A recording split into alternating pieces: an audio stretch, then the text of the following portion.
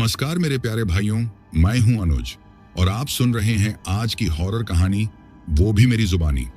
दोस्तों, आज का हॉरर पॉडकास्ट एक ट्रक ड्राइवर की है जिनका नाम सूर्यनाथ है। तो चलिए अब यह कहानी सूर्यनाथ के नजरिए से सुनते हैं। लेकिन उससे पहले आप लोगों से एक शिकायत है। आप लोग स्टोरी को पूरा सुनते हैं लेकिन लाइक नहीं करते। इस बार आप लोगों से मैंने बहुत उम्मीद लगाई है कि आप लोग अब की बार वीडियो को लाइक भी करेंगे और चैनल को सब्सक्राइब करके अपना सपोर्ट जरूर दिखाएंगे। और अगर आप लोगों के पास कोई हॉरर स्टोरी हो तो मैंने अपना व्हाट्सएप नंबर डिस्क्रिप्शन में दिया है, उस पर जरूर भेजें। तो अब ज्यादा समय नहीं लेते, चलिए कहानी की शुरुआत करते हैं। दोस्तों, मेरा नाम सूर्यनाथ है और मैं इस समय एक मैकेनिक की दुकान पर काम करता हूं। लेकिन इससे पहले मैं एक ट्रक ड्राइवर था। मैंने करीब 15 साल ट्रक ड्राइविंग का काम किया है और उसी 15 साल के ट्रक ड्राइविंग का काम करते हुए मेरे साथ एक ऐसा डरावना हादसा हुआ था जिसके बारे में मैंने कभी अपने सपने में भी नहीं सोचा था। वो हादसा इतना डरावना था कि आज भी जब मैं उस हादसा के बारे में सोचता हूं तो मैं नींद में ही डरने लगता हूं। अब मैं आपका ज्यादा समय बर्बाद नहीं करता हूं, सीधा उस रात की घटना पर आता हूं। यह घटना आज से 8 साल पहले की है। उस समय मैं रोज की तरह अपने ट्रक को लेकर एक शहर से दूसरे शहर माल पहुंचाने जा रहा था। हमेशा की तरह लंबा सफर और रास्ते की मुश्किलों की चिंता थी, क्योंकि ट्रक ड्राइविंग कोई आसान काम नहीं होता। लेकिन इस बार एक खास बात थी। मुझे यह माल बिहार से महाराष्ट्र पहुंचाना था और वह भी अगले दिन सुबह तक। समय बहुत कम था। मेरे साथ मेरा सहायक शिवा भी था, जो बहुत होशियार और मेहनती इंसान था। हमारी दोस्ती बहुत पुरानी थी और इस सफर में उसका साथ हमेशा भरोसेमंद होता था। लेकिन दीपक की एक आदत थी जो मुझे बिल्कुल पसंद नहीं थी। वह सफर के दौरान बार बार ट्रक रुकवाता था, कभी किसी बहाने से तो कभी बिना किसी खास कारण के। वह हमेशा कहता, भाई सफर आराम से करना चाहिए, जल्दबाजी में क्या रखा है। इसलिए जब भी वह ट्रक रुकवाता मुझे थोड़ा अजीब महसूस होता था, क्योंकि मुझे समय पर माल पहुंचाना होता था और उसकी वजह से कई बार देरी हो जाती थी। फिर भी वह बार बार वही बात कहता और ट्रक रोकने की जिद करता, जिससे मुझे कुछ असहज महसूस होता था। कभी कभी तो मुझे गुस्सा भी आ जाता था, लेकिन उसकी आदत को जानते हुए भी मैं ज्यादा कुछ नहीं कहता था।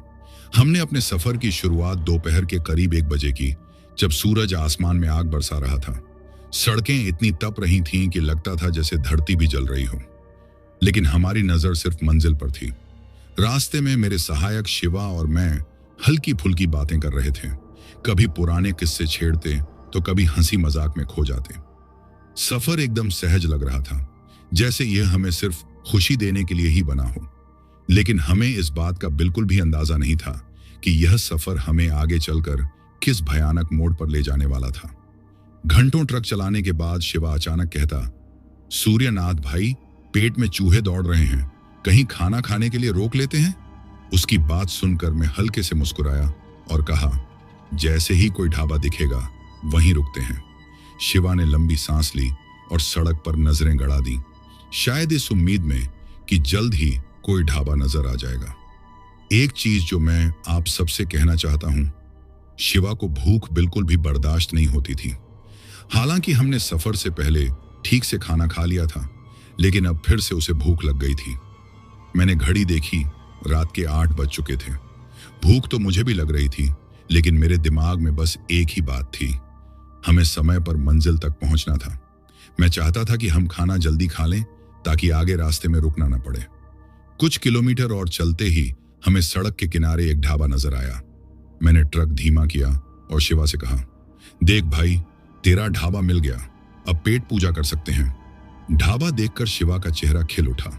मैंने ट्रक को ढाबे की पार्किंग में लगा दिया। वहां पहले से ही कई ट्रक खड़े थे।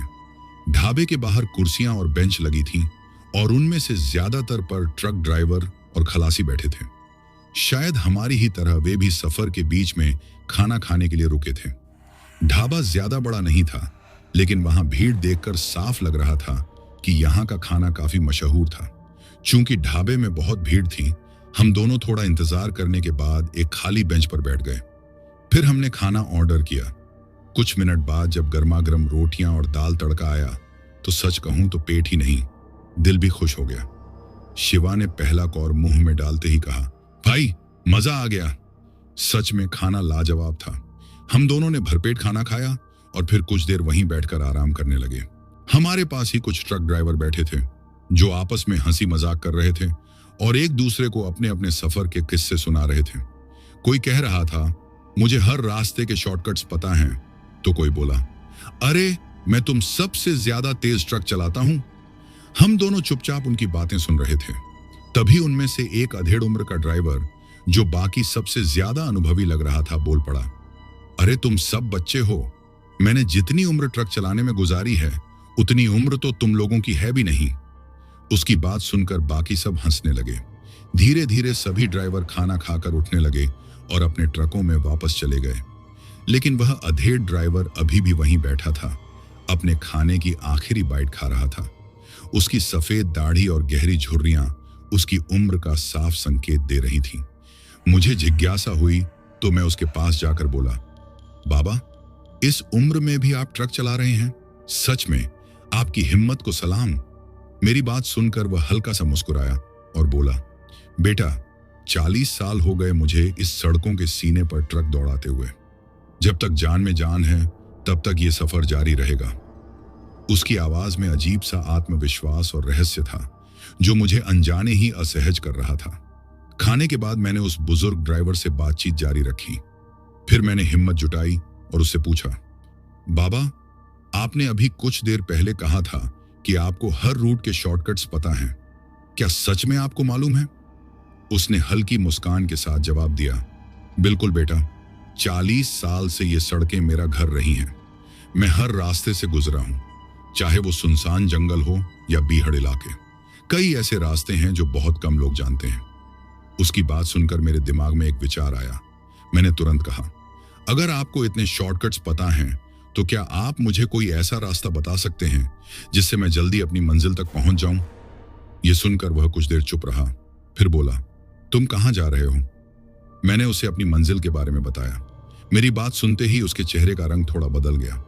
उसने गहरी नजरों से मेरी ओर देखा और फिर धीमी आवाज में कहा, बेटा, कभी कभी लंबा सफर ही सही होता है। कुछ रास्ते देखने में छोटे लगते हैं, लेकिन जब उन पर चलते हो तो पछतावा ही हाथ आता है। इसलिए मेरी मानो, उसी रास्ते से जाओ जो तुम पहले से जानते हो। उसकी बात मेरी समझ से बाहर थी। मैंने दोबारा पूछा, बाबा, क्या उस ओर कोई शॉर्टकट नहीं है? मेरे बार बार पूछने पर उसने लंबी सांस ली और कहा, एक रास्ता है जिससे तुम करीब 2-5 घंटे पहले अपनी मंजिल पर पहुंच सकते हो, लेकिन इस वक्त वहां जाना सही नहीं होगा। यह सुनकर मैं थोड़ा असमंजस में पड़ गया, लेकिन साथ ही इस बात की खुशी भी थी कि सच में कोई शॉर्टकट था। मैंने तुरंत पूछा, बाबा, वो रास्ता कहां से जाता है? अब की बार वह थोड़ा असहज हो गया। उसने कहा, देखो, अगर तुम दिन के वक्त पूछते तो शायद मैं बता देता, लेकिन इस समय उस रास्ते पर जाना खतरे से खाली नहीं है। इतना सुनते ही मेरा सहायक शिवा बोल पड़ा, भाई, जब बाबा मना कर रहे हैं तो क्यों जिद कर रहे हो? चलो, जो रास्ता हमें मालूम है उसी से चलते हैं। मैंने उसकी ओर देखा और कहा, शिवा, सोचो, अगर हम 5 घंटे पहले पहुंच गए तो कितना डीजल बचेगा, हमें बड़ा फायदा होगा। सच कहूं तो मैं लालच में आ गया था।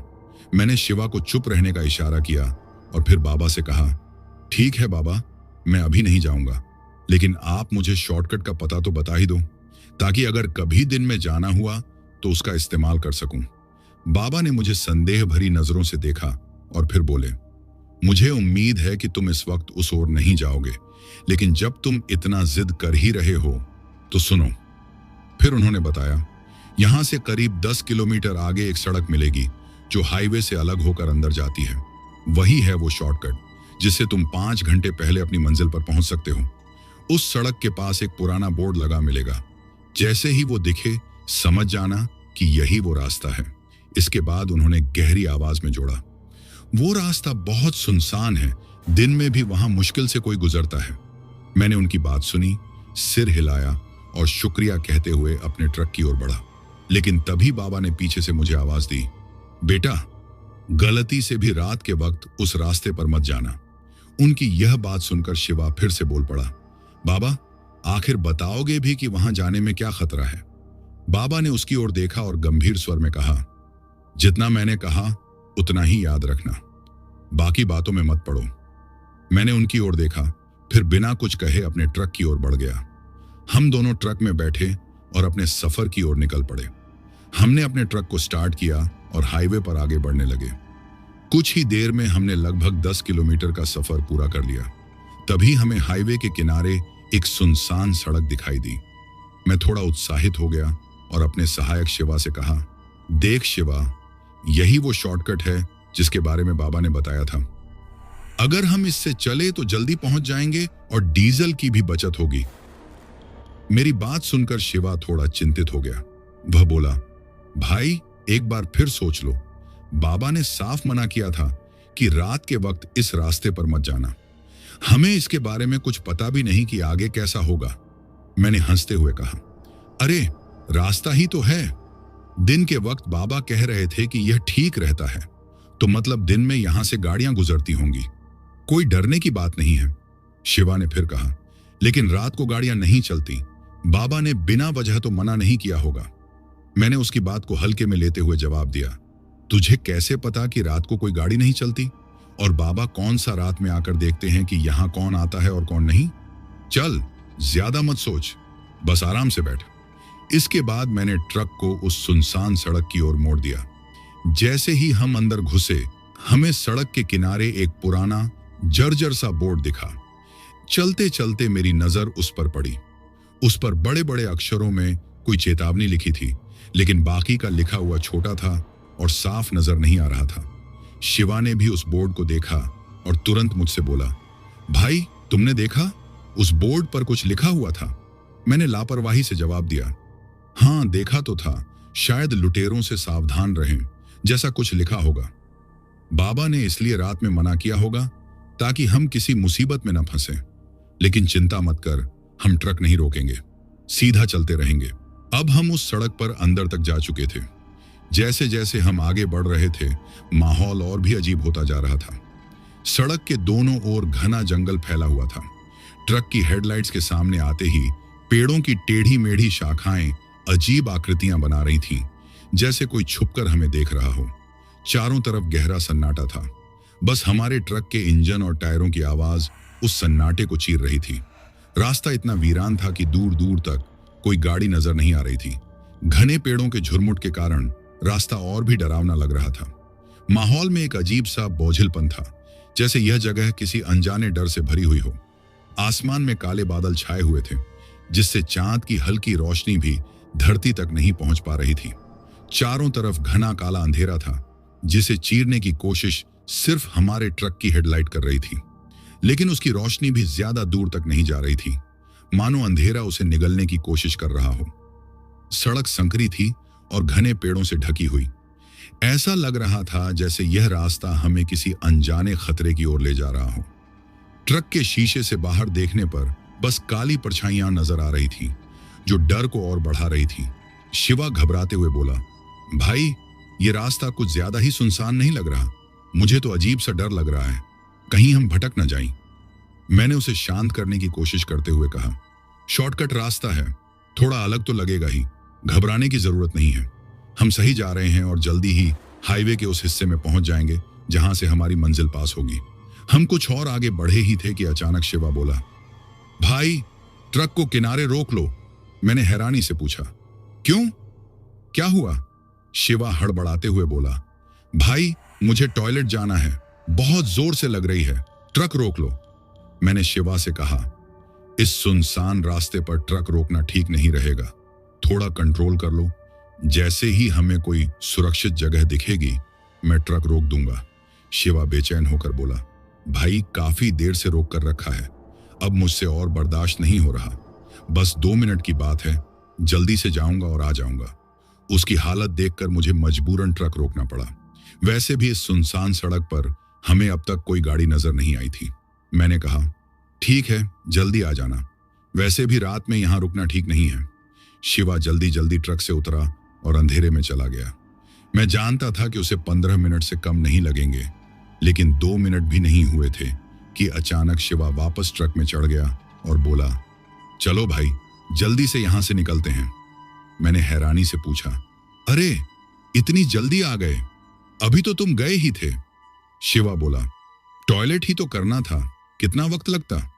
अब ज्यादा सवाल मत करो, जल्दी निकलो, यहां रुकना सही नहीं लग रहा। उसकी बात सुनकर मुझे थोड़ा अजीब लगा, लेकिन ज्यादा सोचे बिना मैंने ट्रक स्टार्ट किया और आगे बढ़ गया। थोड़ी दूर आगे बढ़ने पर हमने सड़क किनारे एक औरत को खड़ा देखा। वह हाथ हिला रही थी जैसे लिफ्ट मांग रही हो। सुनसान सड़क पर इतनी रात को किसी को देखकर मुझे अजीब लगा। मैंने शिवा से कहा, इतनी रात को यह औरत यहां क्या कर रही है? क्या करें, इसे लिफ्ट दें। शिवा थोड़ी देर खामोश रहा, फिर बोला, भाई लिफ्ट दे देते हैं, हो सकता है इसका किसी परेशानी में हो और इसे मदद की जरूरत हो।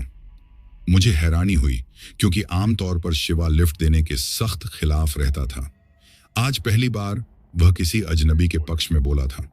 मैंने कहा, अगर यह लुटेरों की चाल हुई तो? शिवा तुरंत बोला, अगर यह लुटेरों की चाल होती तो यहां औरत नहीं होती, बल्कि कोई आदमी होता। उसकी बातों से मुझे लगा कि वह किसी वजह से चाहता था कि हम उस औरत को ट्रक में बैठाएं। फिर भी मैंने उसकी बात मान ली और ट्रक रोक दिया। जैसे ही मैंने ट्रक रोका, वह औरत पास आ गई और बोली, बाबूजी, मेरा गांव थोड़ी ही दूर है, अगर आप मुझे छोड़ देंगे तो बड़ी मेहरबानी होगी। मैंने कहा, कोई बात नहीं, बैठ जाइए, हम आपको आपके गांव तक पहुंचा देंगे। उस औरत की उम्र करीब 30 से 35 साल रही होगी। उसके साथ ही देखकर लग रहा था कि वह गांव की ही रहने वाली है। वह ट्रक में चढ़ गई और मैंने गाड़ी फिर से आगे बढ़ा दी। लेकिन तभी माहौल में अजीब बदलाव आने लगा। ट्रक के अंदर अचानक बहुत ठंड बढ़ गई। पहले मुझे ठंड नहीं लग रही थी, लेकिन अब जैसे ही वह औरत अंदर आई, तापमान गिरने लगा। सबसे अजीब बात यह थी कि मुझे और शिवा को ठंड महसूस हो रही थी, जबकि वह औरत बिल्कुल सामान्य बैठी थी, जैसे उसे कुछ फर्क ही नहीं पड़ रहा हो। लेकिन जैसे जैसे हम आगे बढ़े, सड़क और डरावनी होती गई। मैंने उस औरत से पूछा, बहन जी, ये सड़क हाईवे तक कितनी देर में पहुंचाएगी? उसने धीरे से जवाब दिया, अभी 45 मिनट और लगेगा। मुझे यह सुनकर झुंझलाहट हुई। मैं जल्दी से इस रास्ते से निकलना चाहता था, इसलिए मैंने ट्रक की स्पीड बढ़ा दी। लेकिन जैसे ही मैंने ऐसा किया, अचानक ट्रक को जोरदार झटके लगने लगे और इंजन बंद हो गया। ट्रक के बीच सड़क पर रुक जाने से मैं परेशान हो गया। कई बार कोशिश की, लेकिन ट्रक स्टार्ट नहीं हो रहा था। तभी वह औरत मुझसे बोली, बाबूजी, आपने ट्रक क्यों रोक दिया? मैंने कहा, मैंने नहीं रोका, यह खुद ही बंद हो गया है, शायद कोई खराबी आ गई है। मैं ट्रक से नीचे उतरा और बोनट खोलकर देखने लगा, लेकिन तभी किसी ने अचानक मेरे कंधे पर हाथ रखा। मेरा दिल जोर से धड़क उठा। झटके से पीछे मुड़ा और देखा कि वही औरत मेरे पीछे खड़ी थी। मुझे नहीं समझ आया कि वह इतनी जल्दी ट्रक से उतरकर मेरे पीछे कब और कैसे आ गई। मैंने ध्यान दिया कि उस औरत की ट्रक से उतरने की कोई भी आवाज मुझे नहीं आई थी। वह औरत पास आकर बोली, बाबूजी, क्या हुआ, कोई दिक्कत है? मैंने कहा, पता नहीं बहन जी, ट्रक अचानक बंद हो गया, समझ नहीं आ रहा क्या गड़बड़ है। इतने में शिवा भी ट्रक से उतर आया और चिंतित होकर बोला, भाई, अब क्या करेंगे? इतनी रात को इस सुनसान सड़क पर ट्रक का खराब हो जाना अच्छा संकेत नहीं लग रहा। यह जगह भी कुछ ठीक नहीं लग रही। वह औरत धीरे से बोली, आपका साथी सही कह रहा है बाबूजी, इस सड़क पर इतनी रात को रुकना ठीक नहीं है। आप मेरे गांव चलिए, यहीं पास में है। सुबह आप आराम से अपने ट्रक की मरम्मत करवा सकते हैं। हमारे गांव में एक मैकेनिक भी है जो इसे सुबह ठीक कर देगा। मैंने थोड़ा सोचते हुए कहा, पर हम माल से भरे ट्रक को यूं अकेला छोड़कर नहीं जा सकते। वह औरत धीरे से मुस्कुराई और बोली, बाबूजी, यहां रात में कोई नहीं आता, चिंता मत करो, आपका ट्रक यहीं सुरक्षित रहेगा। सुबह जितनी जल्दी हो सके आप वापस आ जाना। शिवा मेरी तरफ देखकर बोला, भाई, ये बहन जी सही कह रही है, हमें इस सड़क पर रात नहीं बितानी चाहिए। अगर हमारी जान को कुछ हो गया तो माल फिर से आ सकता है, पर जान वापस नहीं आएगी। मैंने थोड़ी देर सोचा, फिर फैसला किया कि जाना ही बेहतर होगा। मैंने ट्रक को अच्छे से लॉक किया और उस औरत के पीछे पीछे चल पड़ा। लेकिन शायद जिस जान बचाने की बात शिवा कर रहा था, वही अब खतरे में पड़ने वाली थी। हम उस औरत के पीछे चलते हुए सड़क से नीचे उतरकर एक कच्चे रास्ते पर आ गए। वह रास्ता एक घने जंगल के बीच से गुजर रहा था। जैसे जैसे हम आगे बढ़ रहे थे, मेरी बेचैनी बढ़ती जा रही थी। चारों ओर सन्नाटा था और पेड़ों की टेढ़ी मेढ़ी शाखाएं अंधेरे में डरावनी लग रही थीं। थोड़ी देर बाद हमें सामने एक गांव दिखाई दिया, लेकिन यह गांव अजीब लग रहा था। ज्यादातर घर टूटे फूटे थे, जैसे वहां कोई रहता ही ना हो। सब कुछ सुनसान और वीरान था। हम और आगे बढ़े तो कुछ घर नजर आए जो बेहतर हालत में थे, लेकिन जैसे ही हम वहां पहुंचे मैंने देखा कि घरों के बाहर कई लोग खड़े थे। वे हमें घूर रहे थे, एक अजीब नजरों से। ऐसा लग रहा था जैसे उन्होंने पहली बार किसी बाहरी इंसान को देखा हो। मैंने उस आदमी से पूछा, बहन जी, ये सब लोग यहाँ इस तरह क्यों खड़े हैं? वह मुस्कुराकर बोली, अरे बाबूजी, आज हमारे गांव में दावत है, इसलिए सब इकट्ठा हुए हैं। फिर वह हमें एक घर के अंदर ले गया और एक कमरे में बैठा दिया। आप आराम करो, मैं अभी आती हूं, कहकर वह बाहर चली गई। हम कमरे में बैठे ही थे कि वह औरत फिर से आई और बोली, बाबूजी, पहले कुछ खा लीजिए।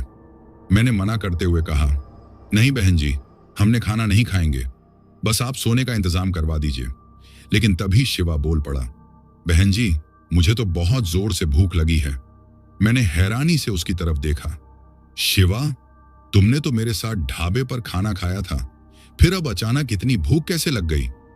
शिवा झेंपते हुए बोला, हाँ खाया था, लेकिन अब फिर से बहुत भूख लग रही है, मैं जल्दी से खाकर आता हूं। उसकी बात सुनकर मुझे कुछ अजीब लगा, पर मैंने कुछ नहीं कहा। वह आदमी शिवा को अपने साथ ले गया और अब मैं कमरे में अकेला रह गया। अब मैं अकेला बैठा सोच रहा था कि मेरा ट्रक सुनसान सड़क पर खड़ा है, कहीं कोई लुटेरा उसका माल लूट न ले। इसी सोच में डूबा था कि अचानक मुझे कमरे में एक भयंकर बदबू महसूस होने लगी। हालांकि हल्की बदबू पहले भी आ रही थी, लेकिन अब वह और तेज हो गई थी, इतनी तीखी कि सांस लेना मुश्किल हो रहा था। यह बदबू किसी सड़े गले मांस की तरह थी, जैसे कोई जानवर कई दिनों से मरा पड़ा हो। मैंने इधर उधर देखा, फिर मेरी नजर कमरे के पास वाले दूसरे कमरे पर पड़ी। बदबू वहीं से आ रही थी। मेरा दिल जोर जोर से धड़कने लगा। क्या इस गांव में कुछ गड़बड़ थी, या फिर हम एक भयानक जाल में फंस चुके थे? डर पर काबू पाते हुए मैंने धीरे धीरे उस कमरे का दरवाजा खोला, लेकिन जैसे ही अंदर झांका मेरे पैरों तले जमीन खिसक गई। मेरी टांगें कांपने लगीं, शरीर सुन्न पड़ गया और सांसें रुक गईं। अगर कोई और होता तो यकीनन मेरी तरह ही थर थर कांप उठता। कमरे के अंदर का दृश्य इतना भयानक था कि उसे शब्दों में बयां करना मुश्किल था। दर्जनों कटे हुए सिर दीवारों पर टंगे थे, जैसे किसी ने उन्हें सजावट के लिए रखा हो। फर्श पर बिखरे हुए इंसानी कंकाल, सड़े गले अंग और वह भयानक बदबू। यह बदबू इतनी तीव्र थी कि सांस लेना भी मुश्किल हो गया। मैंने घबराकर अपनी नाक को दोनों हाथों से ढक लिया, लेकिन फिर भी बदबू सहन नहीं हो रही थी। अचानक मुझे उल्टी आने लगी और मैं वहीं दरवाजे पर खड़े खड़े उल्टियां करने लगा। किसी तरह खुद को संभालते हुए मैंने झटपट उस कमरे का दरवाजा बंद कर दिया और तेजी से बाहर निकल आया। बाहर आकर मैंने लंबी लंबी सांसें ली। अब मुझे सब समझ आ चुका था। जिस दावत की बात वह आदमी कर रहा था, वह किसी आम भोज की बात नहीं थी। यह एक नरसंहार का अड्डा था और हम इस दावत के अगले शिकार बनने वाले थे। डर के मारे मेरी सोचने समझने की शक्ति खत्म हो चुकी थी। मुझे नहीं पता था कि इस जानलेवा जाल से कैसे निकला जाए, लेकिन एक बात साफ थी, अगर मैं यहां और रुका तो अगली सुबह मैं भी उसी कमरे में कटे सिरों में से एक हो सकता था। और सबसे बड़ा सवाल, क्या शिवा अब तक जिंदा था? शिवा के बारे में सोचते ही मेरा दिल डूब गया। अगर वह अब तक वापस नहीं आया था तो शायद उसे मार दिया गया था। यह सोचकर मेरी आंखें भर आईं, लेकिन मैं खुद को कमजोर नहीं पड़ने देना चाहता था। इस वक्त मेरे पास सिर्फ एक ही रास्ता था, यहां से भाग निकलना। मैं तेजी से भागते हुए जंगल की ओर पहुंचा।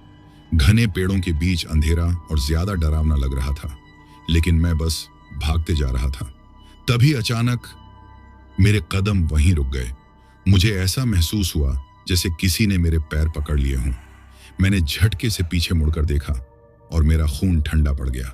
शिवा ने मेरा हाथ इतनी जोर से पकड़ रखा था कि मेरी नसें दबने लगी थीं। उसकी आंखें अजीब तरीके से चमक रही थीं और उसका चेहरा, शिवा, यहां क्या कर रहा है?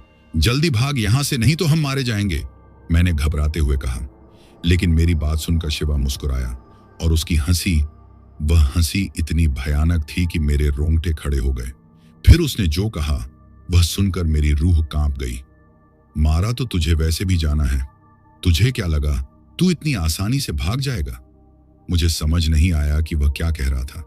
मैंने उसकी आंखों में देखा और अगले ही पल शिवा की आंखें पूरी तरह सफेद हो गईं, उसकी त्वचा सिकुड़ने लगी और देखते ही देखते उसका चेहरा बुरी तरह जल चुका दिखने लगा।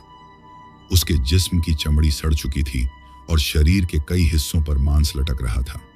उसके नाखून भयानक रूप से लंबे और नुकीले हो गए और उसके होंठों के बाहर निकले हुए दांत किसी दरिंदे की तरह नजर आ रहे थे। अब मेरे सामने कोई इंसान नहीं बल्कि एक नरभक्षी खड़ा था। मैं इतनी बुरी तरह डर गया कि मेरे मुंह से आवाज तक नहीं निकली। शिवा, मेरी कांपती आवाज निकली, लेकिन वह अब शिवा नहीं था। उसकी भयानक हंसी पूरे जंगल में गूंजने लगी। वह मेरी ओर झपटा और मेरे हाथ को और जोर से पकड़ लिया। मैंने खुद को छुड़ाने की पूरी कोशिश की, लेकिन उसकी पकड़ लोहे जैसी मजबूत थी। अब मेरे पास कोई रास्ता नहीं था। मैंने गिड़गिड़ाते हुए कहा, प्लीज मुझे जाने दो, मैं तुम्हारी कोई बुराई नहीं करना चाहता। लेकिन मेरी बात सुनकर वह और जोर से हंस पड़ा। अब माफी मांगने का कोई फायदा नहीं, आज तू हमारी दावत बनेगा। तभी अचानक उसकी पकड़ थोड़ी ढीली हुई। मैंने तुरंत अपने हाथ को पूरी ताकत से झटका दिया और खुद को छुड़ाकर दौड़ लगा दी। मैं अंधेरे में भागता रहा, बिना देखे बिना रुके, लेकिन मैं ज्यादा दूर नहीं जा पाया। अचानक मेरे पैरों के चारों ओर कोई चीज लिपटी और अगले ही पल मैं जोर से जमीन पर गिर पड़ा। मैंने घबराकर पीछे देखा और मेरी आत्मा तक कांप उठी। वह नरभक्षी और उसके साथ वही औरत जिसने हमें अपने गांव बुलाया था, अब उसका भी रूप बदल चुका था। वह भी एक भयानक प्रेत बन चुकी थी। उन दोनों ने मेरी टांगें पकड़ लीं और मुझे घसीटते हुए वापस गांव की ओर ले जाने लगे। नहीं, छोड़ दो मुझे, मैं पूरी ताकत से चीखा, लेकिन मेरी चीखें उस सुनसान जंगल में गूंज कर रह गईं। मैंने भगवान से प्रार्थना की, कृपया मुझे बचा लो, लेकिन उस रात शायद भगवान ने भी मेरी प्रार्थना नहीं सुनी। अब मेरे चारों ओर बस घना अंधेरा था और उसमें छिपा एक भयानक अंत। मुझे घसीटते हुए ले जाया जा रहा था और दर्द असहनीय हो चुका था। मेरी पीठ की चमड़ी छिल चुकी थी और हर झटके के साथ ऐसा महसूस हो रहा था जैसे कोई आग के अंगारों पर घसीट रहा हो। मैं चीख भी नहीं पा रहा था, अब बस मौत का इंतजार कर रहा था। तभी अचानक वह नरभक्षी और शिवा, जो अब पूरी तरह से प्रेत बन चुका था, जोर जोर से चीखने लगे। उनकी चीखें इतनी भयानक थीं कि पूरा जंगल गूंज उठा। ऐसा लग रहा था जैसे उन्हें किसी चीज से तकलीफ हो रही हो। मैंने हिम्मत जुटाकर अपनी धुंधली होती नजरों से देखा। तभी मेरे पीछे से किसी ने आवाज दी, जल्दी उठो। यह आवाज सुनते ही मैंने धीरे धीरे गर्दन घुमाई और मैंने एक आदमी को देखा। उसके हाथ में एक माला थी। उसने वह माला उन प्रेतों की तरफ उठाई हुई थी जिससे वे तड़पने लगे थे। शायद वही माला उन्हें कमजोर कर रही थी। यह देखते ही मैंने पूरी ताकत लगाकर खुद को घसीटा और किसी तरह उस आदमी के पास पहुंचा। वह आदमी धीरे से आगे आया और मेरे हाथ में एक माला थमा दी। जब तक यह माला तुम्हारे पास है, ये प्रेत तुम्हें छू भी नहीं सकते, उसने गंभीर आवाज में कहा। फिर वह आदमी बोला, अब बिना देर किए यहां से भागो। इन प्रेतों को मैं रोक लूंगा, लेकिन एक बात ध्यान रखना, पीछे मुड़कर मत देखना। ये प्रेत तुम्हें डराने की पूरी कोशिश करेंगे, लेकिन अगर तुमने पीछे देखा तो मैं भी तुम्हें नहीं बचा पाऊंगा। उसकी आवाज में ऐसा दृढ़ विश्वास था कि मैंने बिना सवाल किए सिर हिलाया और वहां से निकल गया। मैं पूरी ताकत से जंगल से बाहर की ओर दौड़ने लगा। पीछे से कई अजीबोगरीब चीखें और गड़गड़ाहट सुनाई दे रही थी, जैसे पूरा गांव हमारे पीछे भाग रहा हो। पेड़ों के बीच से परछाइयां हिलती हुई दिख रही थीं, लेकिन मेरे दिमाग में उस आदमी की कही हुई बात घूम रही थी, किसी भी हाल में पीछे मत देखना। मेरी सांसें फूलने लगी थीं, लेकिन डर ने मुझे रुकने नहीं दिया। कुछ देर बाद मुझे एक सड़क दिखी और मैं पूरी ताकत से दौड़ते हुए वहां पहुंच गए। सड़क पर पहुंचते ही मेरी नजर मेरे ट्रक पर पड़ी। मैं तुरंत ट्रक में बैठा और मैंने कांपते हाथों से ट्रक स्टार्ट करने की कोशिश की। इंजन गरजा और ट्रक स्टार्ट हो गया। मैंने तुरंत एक्सीलरेटर दबाया और ट्रक को पूरी रफ्तार से आगे बढ़ा दिया। मैं अभी कुछ दूर आगे बढ़ा ही था कि कोई आदमी रोड के बीच में आ गया और वो अपना हाथ ऊपर करके कि लिफ्ट मांग रहा था। यह दृश्य देखकर अब मैं मन ही मन भगवान का नाम लेने लगा था। लेकिन जैसे ही उस आदमी के नजदीक पहुंचा और उस आदमी को देखा तो मैं पूरी तरह हैरान रह गया, क्योंकि वो आदमी कोई और नहीं बल्कि शिवा था। अब शिवा को देखते ही मैं खुश हो गया और ट्रक को रोक दिया। शिवा तुरंत ट्रक में बैठ गया। कुछ दूर बढ़ने के बाद मैंने फिर रघु की तरफ देखा और पूछा, तुम तो प्रेत बन गए थे, फिर बच कैसे गए हो? शिवा ने मेरी तरफ अजीब नजरों से देखा और बोला, उस्ताद, आप क्या बात कर रहे हो?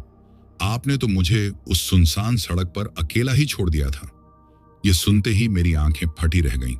क्या? हाँ उस्ताद, मुझे हल्का होने में थोड़ी देर हो गई थी और जब वापस आया तो आपने ट्रक स्टार्ट कर लिया था। मैंने आपको आवाज भी लगाई, लेकिन शायद आपने सुनी नहीं। जब तक मैं ट्रक तक पहुंचा, आप जा चुके थे। मेरा सिर चकराने लगा। अगर शिवा सड़क पर ही रह गया था तो मेरे साथ वह कौन था जो गांव तक गया था?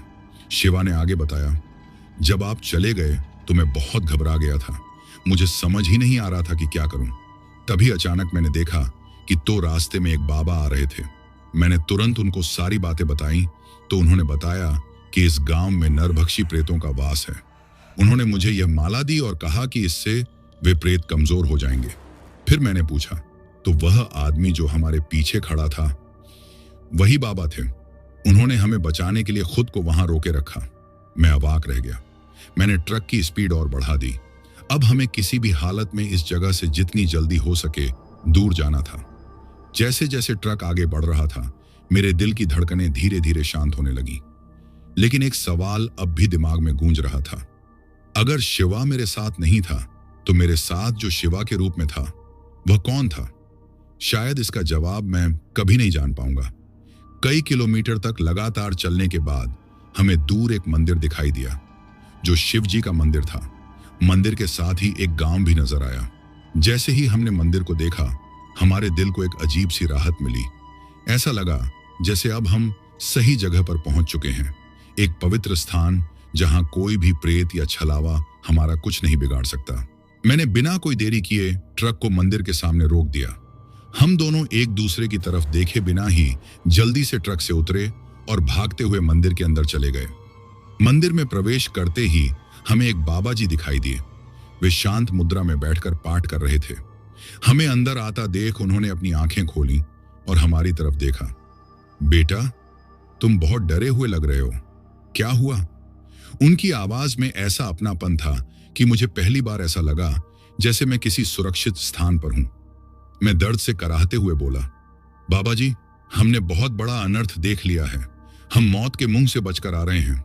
शिवा ने भी कांपते हुए सब कुछ बाबा जी को बता दिया।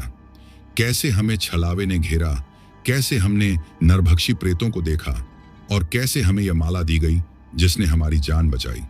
बाबा जी ने हमारी बात ध्यान से सुनी, फिर बोले, बेटा, यह कोई आम प्रेत नहीं थे। ये अतृप्त आत्माएं थीं। इनका मोक्ष नहीं हुआ, इसलिए ये इंसानों को छलते हैं और उनका भक्षण करते हैं। लेकिन बाबा जी, हमें ही क्यों फंसाया गया? मैंने घबराकर पूछा। क्योंकि तुमने उस बूढ़े ट्रक ड्राइवर की बात नहीं मानी थी। महंत जी की बात सुनकर मेरे रोंगटे खड़े हो गए। मुझे याद आया, जब हम हाईवे पर थे तो एक बूढ़े ट्रक ड्राइवर ने हमें उस रास्ते पर जाने से मना किया था, लेकिन मैंने उसे नजरअंदाज कर दिया। अगर मैं उसकी बात मान लेता तो शायद यह सब नहीं होता। बाबा जी ने हमें शिव जी के चरणों में बैठने को कहा। उन्होंने मेरे घावों पर गंगा जल और भभूत लगाई। जैसे ही वह भभूत मेरे पीठ पर लगी, मुझे ऐसा लगा जैसे किसी ने बर्फ रख दी हो। दर्द तुरंत कम होने लगा। बाबा जी ने अंत में कहा, बेटा, यह माला हमेशा अपने पास रखना। यह तुम्हें हर बुरी आत्मा से बचाएगी और आगे से किसी अनजान रास्ते पर जाने से पहले सोच समझकर फैसला लेना। हमने सिर झुकाकर कहा, जी बाबा जी। अब हमें समझ आ चुका था कि हमने कितना बड़ा खतरा मोल लिया था, लेकिन भगवान की कृपा और एक नेक इंसान की मदद से हम मौत के मुंह से बच निकले थे। अब हम आगे बढ़ चुके थे, लेकिन इस अनुभव ने हमें जीवन भर के लिए बदल दिया था। कौन जाने, अगर उस दिन भगवान ने हमारी रक्षा नहीं की होती तो आज हमारी जगह कोई और इस कहानी को सुना रहा होता। तो दोस्तों, ये कहानी यही खत्म हुई। अगर आप लोग भी चाहते हैं कि आपका नाम वीडियो में लिया जाए तो अपना नाम और अपने शहर का नाम जरूर कमेंट करें। अगर आपको यह कहानी पसंद आई हो तो वीडियो को लाइक और चैनल को सब्सक्राइब करें ताकि और भी डरावनी कहानियां आप तक पहुंच सकें। अगली हॉरर कहानी किस टॉपिक पर चाहिए, कमेंट में जरूर बताएं। कहानी को अंत तक सुनने के लिए दिल से धन्यवाद दोस्तों। आज के लिए बस इतना ही। मिलते हैं जल्द ही कुछ नई कहानियों के साथ। तब तक के लिए अपना ध्यान रखिए।